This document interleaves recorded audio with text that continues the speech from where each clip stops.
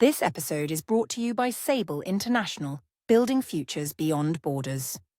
For me, it's about making sure that you have skills that you can take almost like a tortoise on your back anywhere you go, so that you're not reliant on a lifeline to South Africa to produce an income, because the reality is South Africa is not growing as fast as most of these other markets are.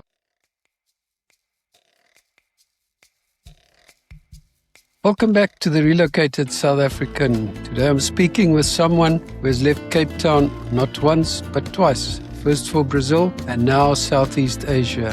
He's a father, a strategic thinker, he's future focused, and he's not shy to say what he thinks. Thanks for joining me, Janlo van der Heever. Thanks for having me, Jan. Yeah, looking forward to the conversation and looking forward to hearing the feedback from the audience as well.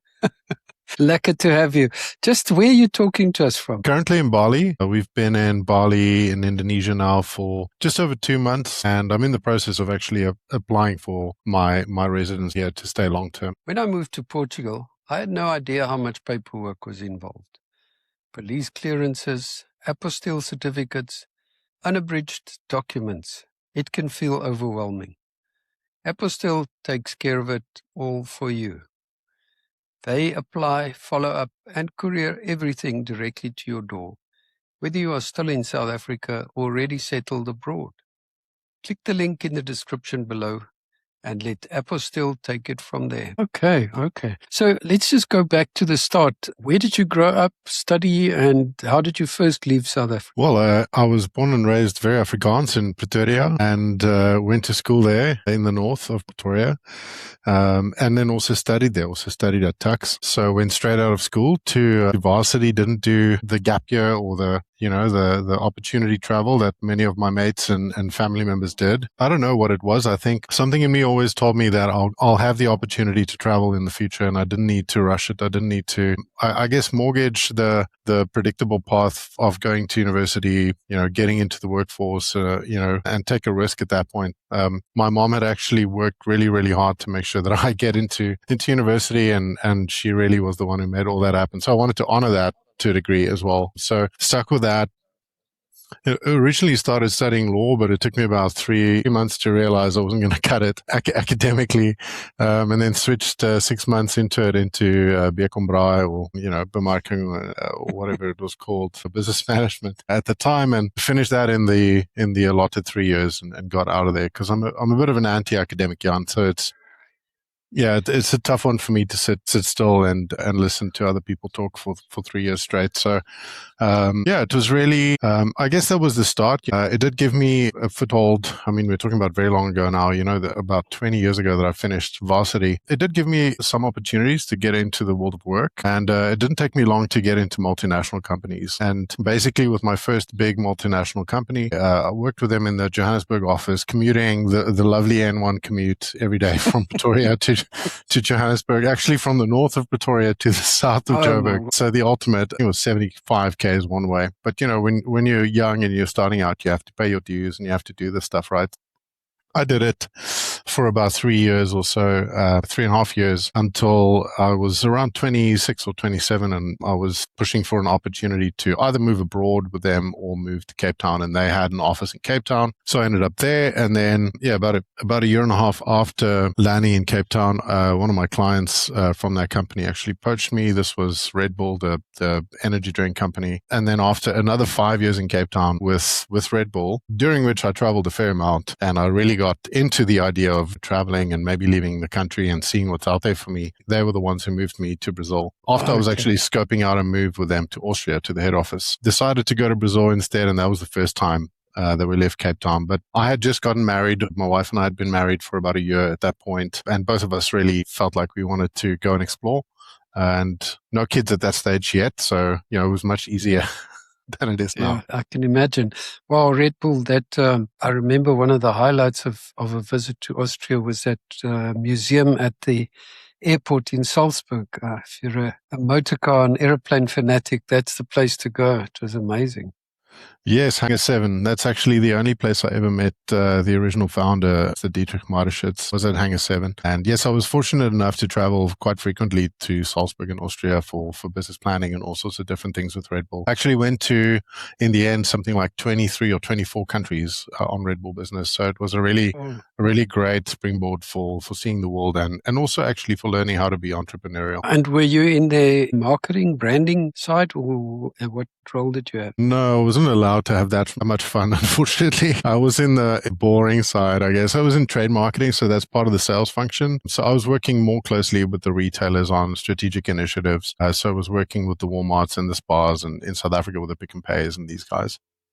Okay. Last question about Red Bull. Did they allow you to go to the Grand Prix? This is a sore one, Jan, because I actually did negotiate it into one of my year-end bonuses. And then I don't know why I did this. I guess at the time I was really just set on being a good leader and a good team manager because I was starting to build up a small team there. I had 5 or 6 people at this point. And at one point, there was a really good shop and marketing conference on in New York. And I couldn't get budget to go, but then I kind of traded in my single ticket to go to Monaco for 3 of us going to this conference in New York. So was very altruistic at the time, but I definitely sort of regret it now. Taking one for the team. I have to say, that's the one thing we realized. If we were at one of the Grand Prix 2022, living in Monaco, and we were looking out over the sea. We had a view, and they were bringing this barge. You could see this from miles away, and we were watching this barge coming in. And that ended up being their party barge, which they anchored there. And The those energy guys... zone. Oh, it's amazing. That shows you what they can do. Interesting. So, and then after Brazil, what made you leave? But I will add, I did get the chance to meet the drivers. They came through when I was in the Sao Paulo office, they obviously came for the race at least once a year. So I did get to meet Max and Danny at the peak of their rivalry. They were literally having a bit of a dispute in the office there while we were all playing PlayStation. I did get to touch on the world and live in the world, but no, I still haven't made it to a race, but I'm still holding thumbs here. Yeah, it was interesting. I had a quick geography lesson after I spoke to a guy the other day who lives in Brazil, but he's in the south. I didn't realize Brazil was so big, 220 million people. I mean, I was flabbergasted. And were you in Sao Paulo? Yes, we were based in Sao Paulo. Sao Paulo can be a bit of a minefield. If you're in the wrong area, you'll notice pretty quickly, but we were fortunate to stay, I think, in one of the better areas in the center of Sao Paulo. I don't know, we had a very, very safe, very fun life. People are wonderful and friendly and accommodating, and always interested to speak to people that are not from there. So, no, we really loved it. We ended up being there for 2 years and having our first daughter there, who's also Brazilian. Oh, wow. And just lifestyle, food, and we don't have to spend much time, just the lifestyle and the food in Brazil. It looks attractive to us living in Portugal. I guess there's some similarity. I must say I had a very cool experience living there because of the area that we lived and the fact that I could walk to the office or sometimes take my bicycle to the office. So that was a nice change from sitting in the car for 2 hours or whatever at a time. So it was almost like a European way of living, thanks to where we lived and where the office was. I mean, if I had to drive my car, Red Bull gave me a car. I don't know why, but if I had to drive my car in peak traffic to get to the office or back, that would take probably an hour to do 3 or 4 kilometers. So you may as well walk that, right? And then you're walking through like really interesting little areas. You can stop for a beer. You can pop into the grocery store on the way home, pick up some flowers for the wife, do whatever. And I never really had that experience because everything is so car-based in South Africa. You have to be quite intentional about, I'm going here and then here and then here, and everyone kind of lives like that. So it was my first opportunity to live a little bit differently, and I loved how it felt, to be honest. That's excellent. As for the food, I didn't get into the food, to be honest. Acai, sure, like acai bowls are great and amazing, but it's also only because there's so much sugar in them. And then the national dish, the pork and beans and rice, the feijoada, it wasn't really for me, to be honest. So I don't think back to the food, but I always think back to the people and the kindness of the people and the friends that I made there. Excellent. Let's just quickly touch on it, you mentioned that your wife had your daughter there. Just from a healthcare perspective, for people who are thinking about immigrating, how was that, and how does that, for instance, compare to South Africa? It was actually great. The reason we ended up going to Brazil, not Austria, I mean, there's a couple of reasons, but one of the biggest driving factors was that the commercial director, who was going to be my new boss in Brazil, he had recently actually moved from Cape Town to São Paulo himself and had some kids there. So they had found some English-speaking doctors and, gynecologists and all these people that would be difficult to find. So they had basically a playbook for us to play. And with Red Bull, I had really top-tier expat medical care. So that was far superior to anything I'd experienced in South Africa. And when I tell people that, they generally look at me like I'm having it on. But actually, there was no doubt about it. The dental care, the general care, especially for my wife when she was pregnant, the process was almost a little bit too arduous. They were almost a little bit too all in on frequent checkups and thorough checkups. And in South Africa, you can kind of pace it yourself. But there, once you are enrolled as a patient, basically, they really have a strong system that ensures, you're healthy and well throughout the whole process. So I don't know, I was quite surprised it was significantly better than the private care that I was also getting in South Africa. Okay. Yeah, I must say there's a lot. Apparently, the dentistry is very good. There's a bunch of Brazilian dentists here in our town that practice here, and they're very good. Training apparently is excellent. So, Janlo, and then you went back to Cape Town. What prompted that? So, unfortunately, while we were in Brazil, my wife's father got ill, and we decided with the small baby with us, our kid was 1.5 years old. It would be better if we were closer to home. I didn't want her to have any regrets about being away from her dad while he was ailing, just because we wanted to be, out and live this international lifestyle. So we decided to go back. Initially, we didn't go back to Cape Town because they were all based up in Gauteng area and Northwest. We settled in Pretoria for a year. We then got stuck in Johannesburg over COVID for another 2 years as life happens, and had our second child there during COVID. And it was only about a year, it was like 22, I think, that we made it back to Cape Town. And then we were in the Somerset West area. I could never go back to the southern suburbs or, the center of Cape Town. With 2 kids, it's not very kid-friendly now. So we were out there in Somerset West. That was a really great life. Really enjoyed this new experience of it, right? Because when I was a student and traveling down or going to the wine farms, it's one experience, but how much they cater for kids and, the fact that there's open lawn and playgrounds, and they're very open to having, kids parties and all these things. All the kids parties happen at the wine farms anyway. That was a great experience, and we loved it for 3 or 3.5 years we were down there. And were you still working for Red Bull at the time? No. So when I left Brazil, I also left Red Bull. There was really no path forward that made sense to me. They wanted me to go back and forth for, a month at a time, fly in, fly out, and transition across to the local team where there wasn't an immediate gap for me. And I kind of realized in those years that I was in Latin America that I was an absolute dinosaur, probably by South African standards, I was quite clued up and experienced and well-skilled. But by global standards, I started measuring myself, a bit differently when I was in Brazil. LATAM for me, in terms of tech and development and business in general, is people used to say the UK is 5 years ahead or the US is 10 years ahead of South Africa. LATAM is interesting because it's just like 3 years or so ahead of South Africa, 3 or 4 years ahead. So the gap is a bit smaller, but at the same time, it's very visible. For innovation at Red Bull, I was dealing a lot with these on-demand startups that are, you can order on the app right now and they deliver in 15 minutes. The guy sometimes comes with a bicycle and still does it in 15 minutes and brings you, a lot of stuff. And I always marveled at that, to be honest. I was working with the biggest one in LATAM called Rappi, headquartered in Colombia. So every time I would go to Bogota, I would see these guys, and I would really, really sit there and feel like a total dinosaur. And there were also some of the team that were working with Amazon and these guys for more traditional e-commerce, but that didn't excite me as much as this. And I just realized I don't know anything about tech. I'm like a retail marketing dinosaur, and I needed to pivot. And so I took the opportunity when we went back, when we were in Pretoria and in Johannesburg, to start trying, to learn more about startups, to learn more about coding and tech and all this kind of stuff, and to try and see if I could build something of my own. Okay. Excellent. And then another move.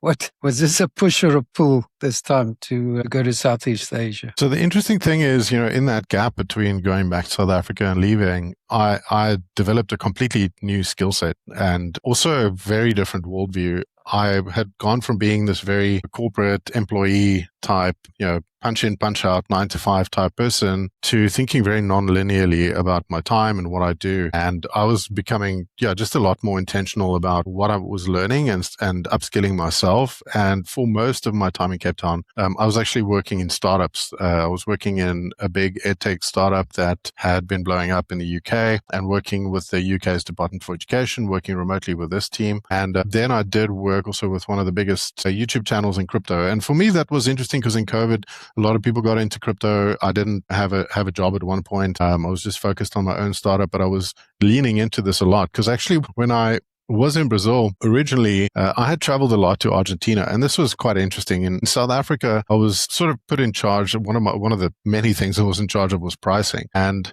because of the affordability issues in South Africa, especially for a brand trying to break into the main market, I had fought tooth and nail for 5 years to try and keep the price of Red Bull stable, in terms of how we manage pricing through the retailers and back to the head office. Because everything is imported, of course, nothing is made in South Africa. And that did allow Red Bull in South Africa to really increase in penetration and grow a lot. And I was very proud of that.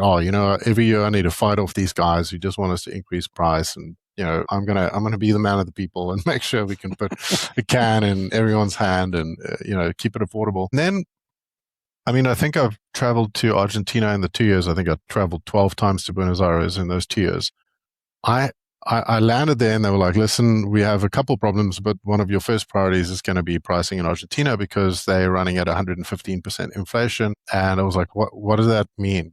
I understood inflation based on what the government tells you about CPI, but I didn't really understand how it happened or what are the major events that can occur that can create such hyperinflation. And so when I started digging into it, the first thing I realized was all of these guys are obviously not saving their money in pesos or anything. They're all buying gold, and some of them were starting to buy Bitcoin. And it was cool for me because in that time when I was in LATAM, I think a lot of the big crypto Bitcoin scams went down in South Africa, but I got the clean version. I got the very much like, this is hard programmable money. It's not that programmable, but hard digital money, similar to a digital gold. And I decided to buy some. And then I kind of forgot about the fact that I had this account. And I actually thought that when I had registered with my Brazilian ID that I wouldn't be able to get it back when I was in South Africa. But long story short, to tell you, I basically got all that back in 2021.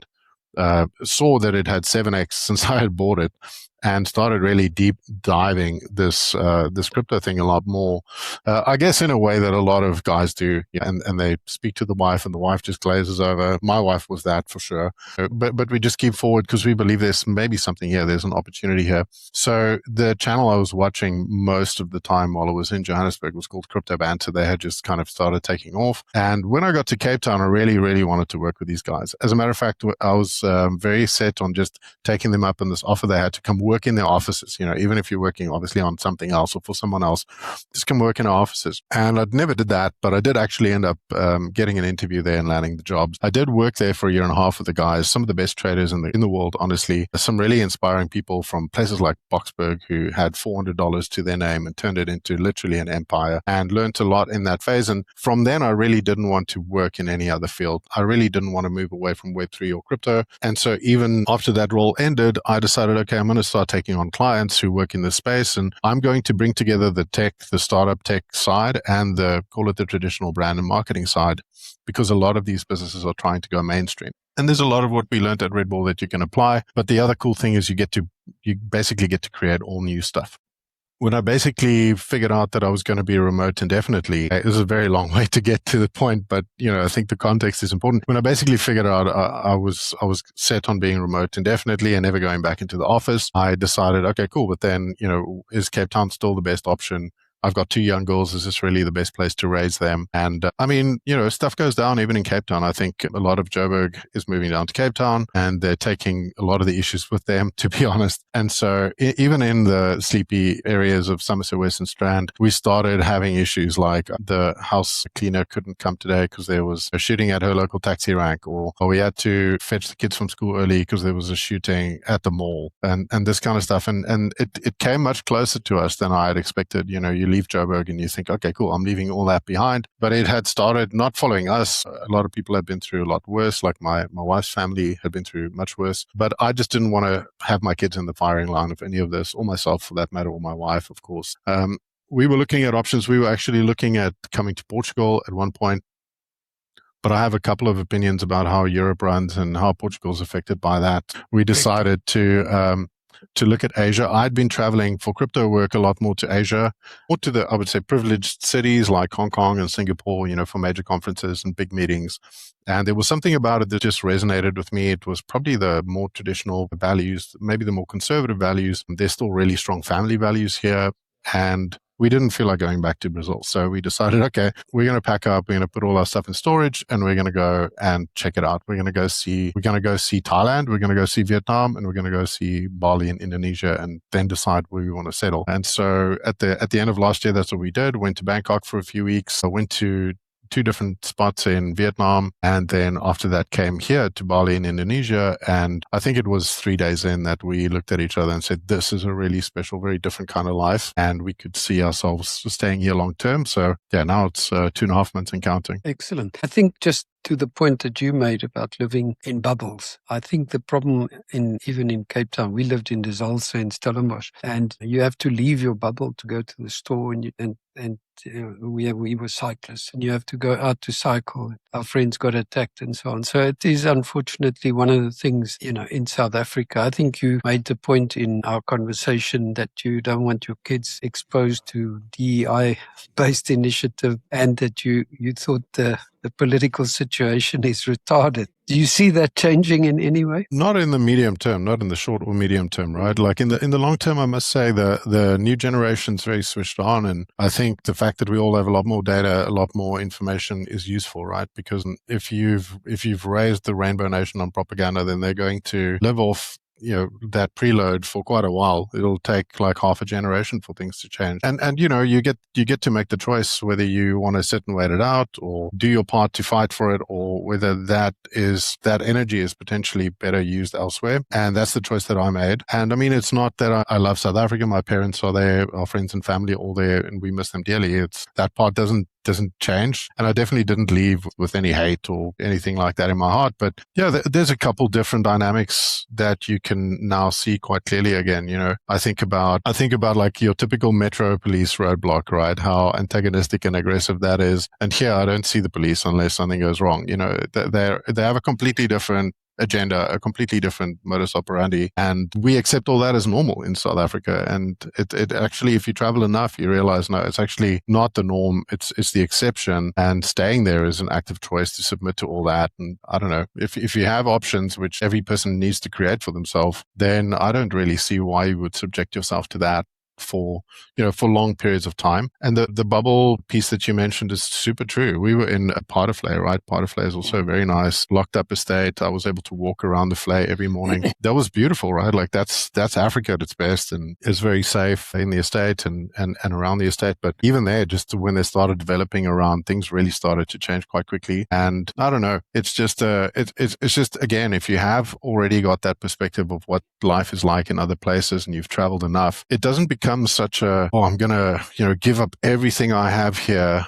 to be able to go and experience something different. It's very much not goodbye, just see you later. And I think, there's a perception, I think maybe wrongly, but in South Africa, that people who leave are disloyal to the country. And I think that's absolutely wrong. I think it's wrong to judge people who want to go elsewhere, to go and experience other countries, and may go back, who may decide to stay. But I just think it's very bad to judge people. You also made a point, which when we communicated, you said there's no kindness on the streets. Was there anything specific that made you think that way? And added to that, where you are now, do you get a different sense of of sort of kindness of people on the streets. Yeah, I mean, you only need to get on the highway for 5 minutes to understand what I'm talking about. You don't need to have a run-in with anyone. But the whole place is highly charged. I have a very, very good friend, Jacques or Jakkels, you'll probably watch this, who recently moved as well. They're in Australia, north of Sydney, and they had just completed now, actually, recently, a visit back for the first time. And his feedback was, it's lovely. It was amazing seeing everyone. Really missed the place, but everyone seems so on edge, and it's that edge that I'm talking about. It's the fact that everyone seems like they could snap at any given moment if you put a foot wrong or if you say the wrong thing, and tensions are so high that you end up being very tense and you end up being very controlled by all of that. So I don't know. I'll give you a good example, right? In Brazil, it's in São Paulo, okay? Big city, 22 million people, complete chaos, gridlock, and everything. The road that I used to take to work has, I think, 5 or 6 lanes in each direction. And if you are a person who decided, goodness, I'm in the far right lane and I need to turn left here, and you put your indicator on, people will kind of go like, oh my gosh, okay.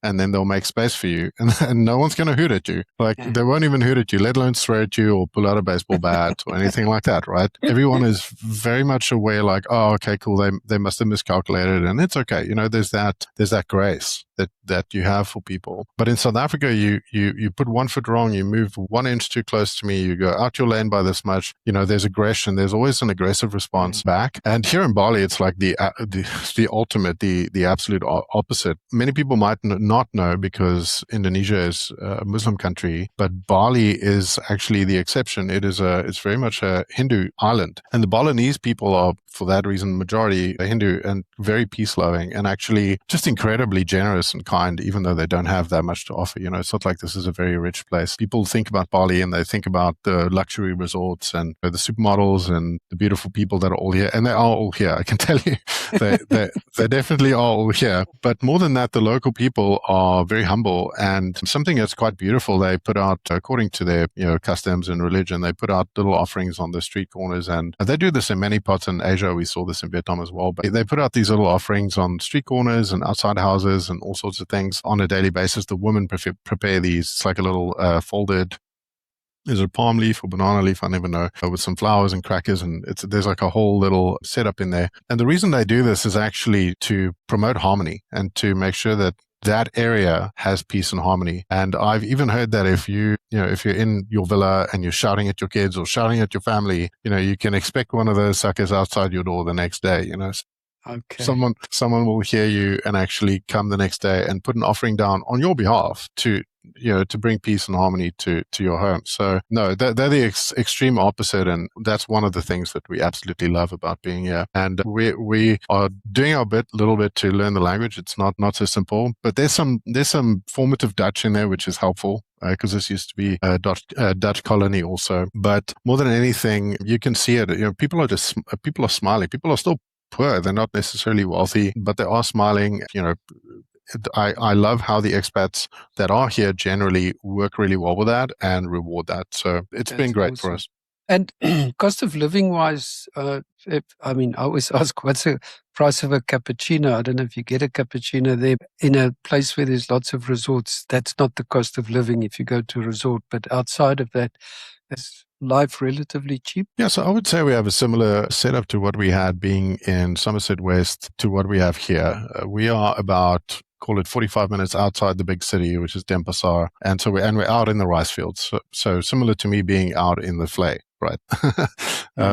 In Somerset West. And I would say if you're talking about a cappuccino, it's about depends on where you go. There are some very fancy places here, right? Like I used to think Cape Town cafes, are very much on par with the best cafes in the world. And they are. You go to Sea Point, you find really pretty cafes, and they'll charge you 60 Rand now for a cappuccino. Here at probably the nicest place, you might pay the equivalent of 40 or 45 Rand. So it's probably about 40 to 50% cheaper in general. Oh, wow. And at my local, I would pay 30. In some places, you would pay half. The food is generally about half, unless you're going for steak or something like that. But the meat isn't that expensive because you actually have Australia right next door shipping quite a lot of meat here. So there are a couple guys even selling biltong on the island, but that comes at a premium.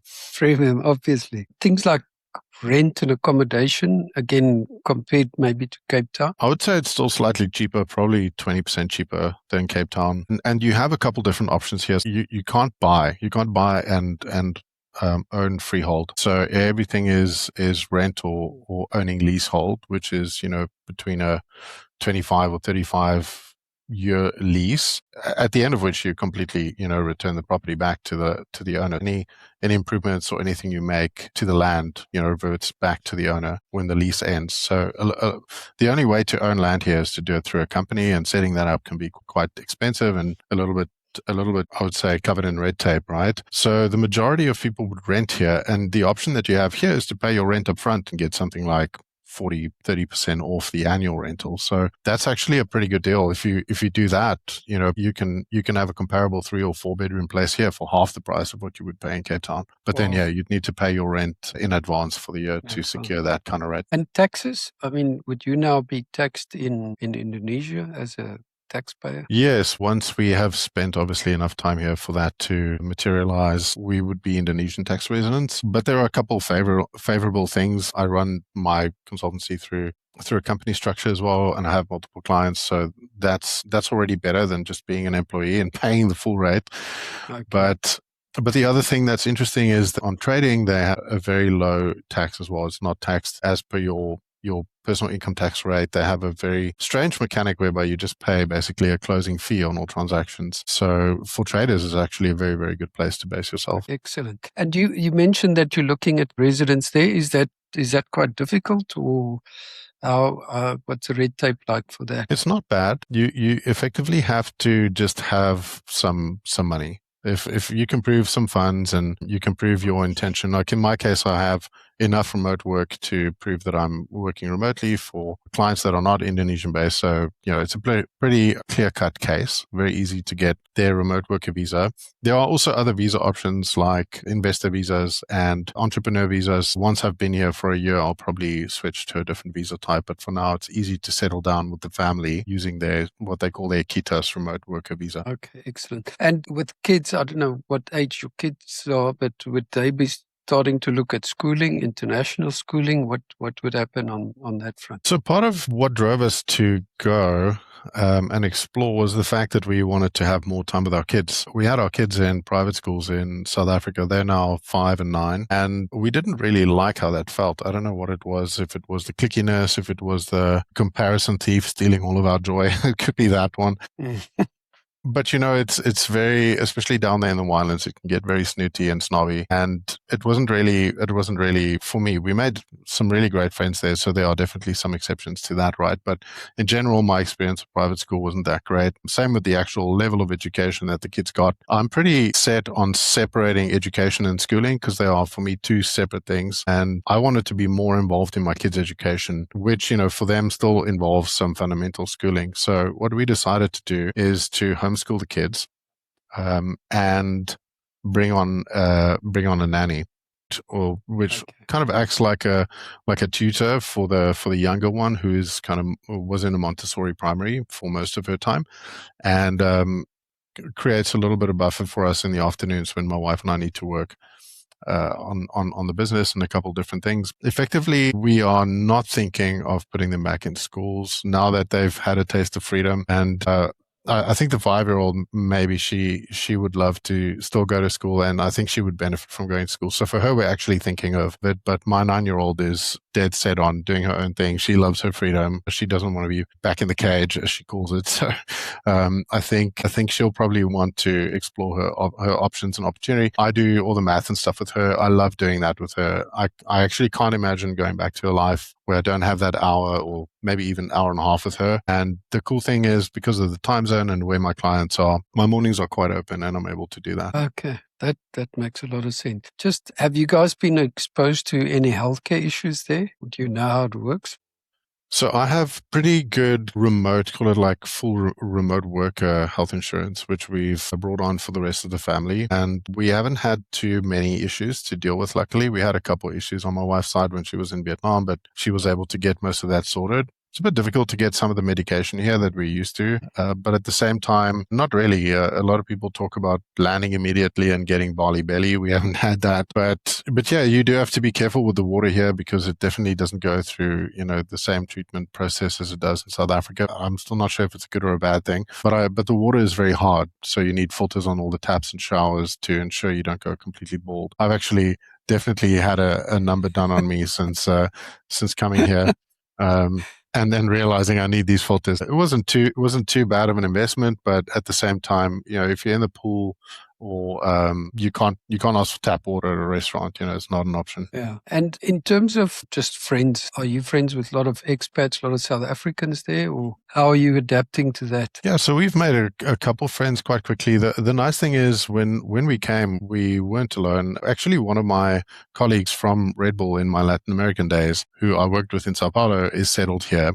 And runs businesses this side and works in real estate, which is also why we felt like, okay, we can come here and have some connection. And he's been great introducing us to other families who have kids. But at the same time, there's a lot of opportunities for kids to mingle and socialize. And that's why I'm not too concerned about them not socializing if they're homeschooling. A lot of the kids are either homeschooling in the morning, all going to school in the morning, and then they all have play dates in the afternoon. So I don't know, my kids have made friends with other kids and families from Russia, from France. I have actually a South African living right next door to me who's also from Somerset West, living with an Australian guy. And on the other side, we have a Brazilian family. So I don't know, it's pretty international where we are. But at the same time, yeah, we haven't had a chance really to, besides your typical barbershop interactions and these kind of things, to connect with the locals. But it sounds like you guys are very well settled. Have you talked about the Bali belly? Do you like the food? Are you adapted to the food, or do you eat pretty much Western style food? We eat more Western food, I'll be honest. There's a wonderful local dish called nasi goreng, which I can definitely eat any day of the week. It's just basically noodles, rice, and eggs. So for me, that's not a problem at all.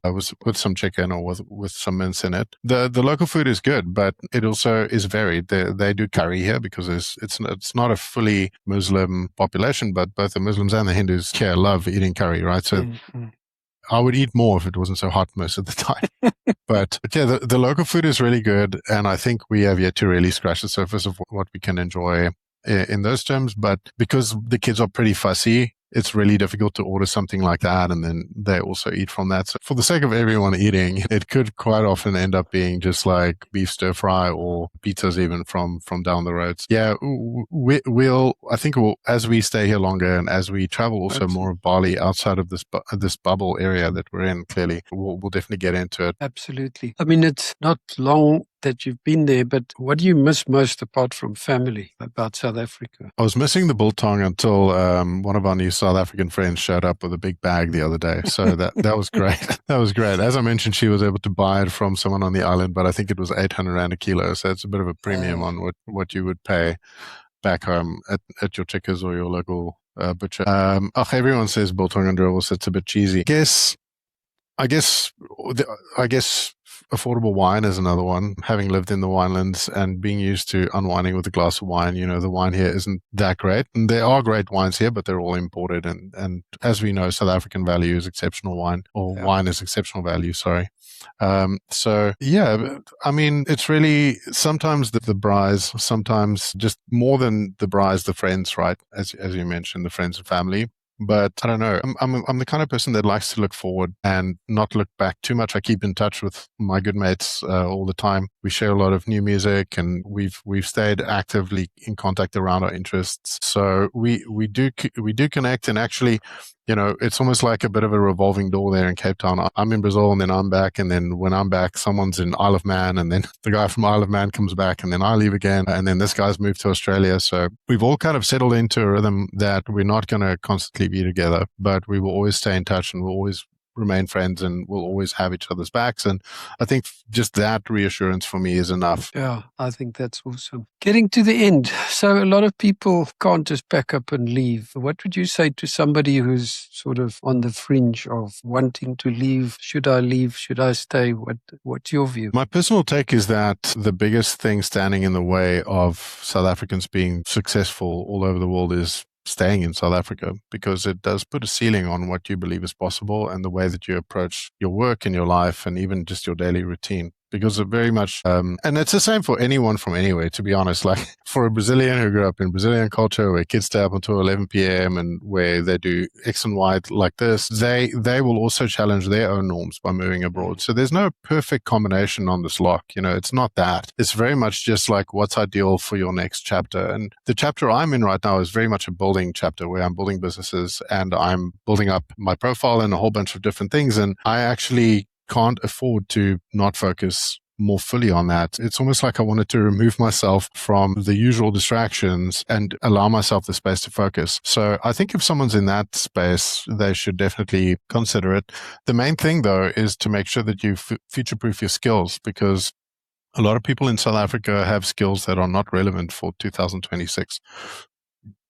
And so it's quite important that you make sure that if you're going to do something like this, that you are well set in a new path and that you are in demand and well skilled for the future world of work. The future world of work is going to be much less corporate, much less in the office. So I think there will still be offices, but instead of 1,000 people in one office, there's going to be 10 different companies with 100 people each. The companies will all get smaller, and there's a lot more room for people to do their own thing. A lot of South Africans are very comfortable working in corporate, having a salary, getting their pension fund paid for them. But at the same time, what you're giving up for that is a real compromise in most cases. So, and your tax rate's just way higher. There's a whole bunch of taxes one, time is another. And then, I've been in legal disputes in South Africa with employers, right? Like, they really do own you. So it's a really tricky one. But yeah, for me, it's about making sure that you have skills that you can take almost like a tortoise on your back anywhere you go, so that you're not reliant on a lifeline to South Africa to produce an income, because the reality is South Africa is not growing as fast as most of these other markets are. And so if you want to grow, then you should go tether yourself to other things that are growing. Otherwise, you're going to be swimming against the stream, and it's going to be so much more difficult for you to accomplish what you want to do. So if you can release yourself from that and free yourself from that and tether yourself to something that's growing faster, that's why so many people decided to learn Mandarin and move to China, right? Because they saw the GDP growth or to Asia in general. They see the GDP growth, they realize like, wow, okay, if I just go there and I'm average, then everything I have is going to grow by at least that rate. And that's true. It's exactly how it works. And in a lot of these countries, not Indonesia, but in a lot of these countries, inflation is actually very, very low. And there's much better monetary and fiscal policy. So if you are saving money, you are actually saving it. The government isn't debasing it faster than you can put it in your bank account. So, everyone needs to think about their own financial situation, their appetite for risk, because there are some risks, there are some things that can go wrong. But I feel like if you are skilled enough and in demand enough, you can overcome all those things. Awesome, man. That was such a good conversation. If people want to know more about you, where's the best place to find you, on LinkedIn or your website? Yeah, I guess both of those. They can find me on LinkedIn, or my website is janlo.xyz. And yeah, always happy to have a chat or drop me an email, and happy to catch up with any fellow South Africans who've relocated abroad. Excellent, Yanda. Thank you so much for sharing your journey, your perspective on living in Brazil and Southeast Asia. Really enjoyed that. Thank you. Thank you, Jan. Thanks for having me. It's been great. Before we wrap up, if documents are on your to-do list, Apostille handles everything and will courier it directly to you. I've linked Apostille in the description below. Well worth a look at if documents are on your list. And to our listeners, if this episode resonated with you, please share it with someone who might enjoy the conversation. You can find more episodes of The Relocated South African on your favorite podcast platform, or visit therelocatedSouthAfrican.com. Thank you for listening. See you next time.